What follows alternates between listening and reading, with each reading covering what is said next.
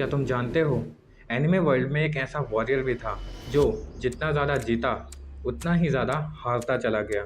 उसने जीता immortal power, status और रिस्पेक्ट, लेकिन हर रात वो अपने आप से ही डरता था और आखिर में उसकी ज़िंदगी सिर्फ एक रिग्रेट्स का बंडल बन के ही रह गई। मैं बात कर रहा हूँ कुकुशिबो की, और उसकी कहानी सिर्फ एक लेसन नहीं, एक वार्निंग है।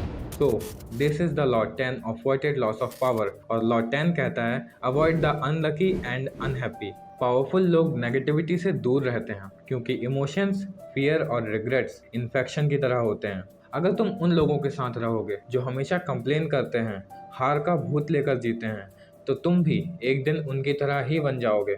कुकुशिबो एक डीमन, जिसने डीमन बनने का फैसला सिर्फ इसलिए लिया क्योंकि उसके दिल में अपने छोटे भाई योरोइची के लिए जेलसी थी। एक टाइम पर वो एक टैलेंटेड और पावरफुल सामुराई था। उसने पावरफुल बनने के लिए अपनी पूरी लाइफ ट्रेन किया, लेकिन जब उसने देखा कि उसका छोटा भाई योरोइची बिना किसी एफर्ट्स के नेचुरली उससे ज़्यादा टैलेंटेड है, उसका ईगो टूट गया। इसलिए नहीं क्योंकि योरोइची ने उसका मजाक बनाया, सिर्फ इसलिए क्योंकि वो अपने छोटे भाई से एक फाइट हार गया। और उसके बाद जेलसी ने उसे कंज्यूम कर लिया क्योंकि वो कंपैरिजन करने लगा। कुकुशिबो ये देखने की जगह कि वो क्या है, ये देखने लगा कि वो क्या नहीं है, और फिर मौत का डर जो सबको होता है। लेकिन कुकुशिबो वो अमर होना चाहता था, स्ट्रांग रहना चाहता था और योरोइची को सरपास करना चाहता था। इसीलिए उसने अपने आप को बेच दिया मुजान को। उसे इमॉर्टैलिटी तो मिल गई, लेकिन बदले में उसने अपनी ह्यूमैनिटी खो दी। कुकुशिबो दुनिया का सबसे पावरफुल डीमन बन गया। उसे पावर मिली, मुजान की आर्मी में अपर मून वन का स्टेटस मिला, लेकिन शांति वो कभी नहीं मिली। उसकी आत्मा कभी भी सेटिस्फाइड नहीं थी। जब भी वो खुद को आईने में देखता, उसे स्ट्रेंथ नहीं, सिर्फ और सिर्फ रिग्रेट्स नजर आते थे। His eyes were not glowing, they were haunted. और जब उसकी जिंदगी का अंत आया, वो अपना ही चेहरा देखकर रो दिया, क्योंकि वो अपने आप को ना एक डीमन और ना ही एक वॉरियर की तरह देख पा रहा था। वो अपने आप को बस एक इंसान के रूप में देख रहा था जो किसी और की रोशनी का पीछा करते करते खुद अंधेरे में खो चुका था। और आखिर में भी उसने रोते हुए बस ये कहा, इतना समय बीत जाने के बाद भी भाई मैं तुमसे ताकतवर ना हो सका। एक डीमन के रूप में भी उसकी हर जीत में एक हार छुपी थी।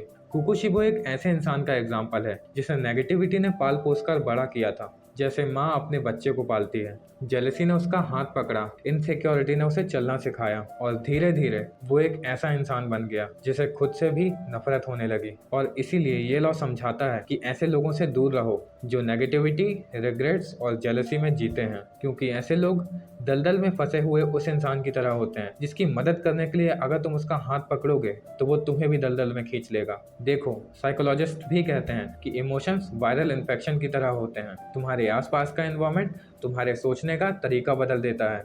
अगर तुम कॉन्स्टेंटली उन लोगों के बीच में हो जो हमेशा दर्द, नेगेटिविटी और जेलसी से भरे हुए रहते हैं, तो चाहे तुम फिजिकली कितने ही स्ट्रॉन्ग क्यों ना हो, मेंटली तुम धीरे धीरे कोलैप्स करने लगते हो। Exactly like Kokushibo. बाहर से तो अपर मून वन अनबीटेबल, लेकिन अंदर से एक ब्रोकन सोल जो अपनी फीलिंग्स के कंट्रोल में था, पावर के नहीं। कॉलेज में वो टॉक्सिक ग्रुप जो बस लोगों की बुराई करने में लगा रहता है। ऑफिस का वो कलीग जो बस कंप्लेन करता रहता है लेकिन कभी सॉल्यूशन नहीं लेकर आता। और फैमिली में वो रिश्तेदार जो तुम्हारे सपनों को रिस्क बोलकर दबाना चाहते हैं। ये सब बिल्कुल कुकुशिबो की तरह होते हैं, नेगेटिविटी के कैरियर्स। उनसे दूर रहो, अपनी एनर्जी को प्रोटेक्ट करो, क्योंकि तुम्हारा सपना किसी और के रिग्रेट्स का ग्रेवयार्ड नहीं है। कुछ लोग तुम्हारे दर्द के साथी नहीं होते, वो तुम्हारा दर्द ही बन जाते हैं, क्योंकि उनकी नेगेटिविटी तुम्हारे सपनों को स्लो पॉइजन की तरह खा जाती है और तुम्हें पता भी नहीं चलता।